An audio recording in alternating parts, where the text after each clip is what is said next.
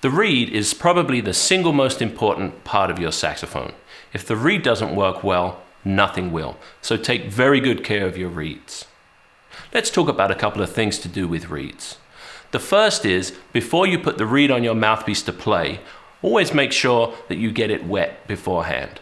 You can do this two ways. You can either place the thin end into your mouth and leave it there for a minute or two, or better than that, place it into a container of water for about the same amount of time.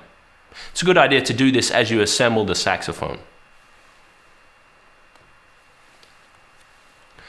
Watch for chips, cracks, and splits in your reed when you're playing.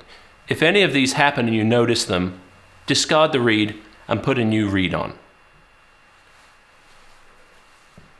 When you're done playing, wipe the reed and place it back into a reed holder.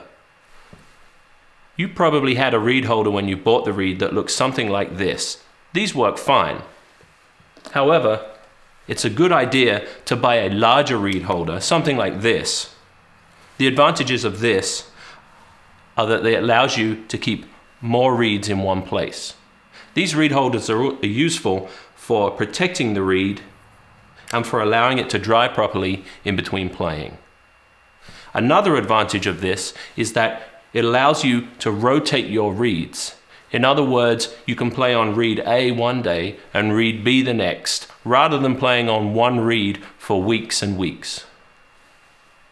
The last thing I want to say about reeds is that as the reed gets older, it gets softer. So if you have a problem with a soft reed, try putting on a new reed and see if that fixes any problems you might be having.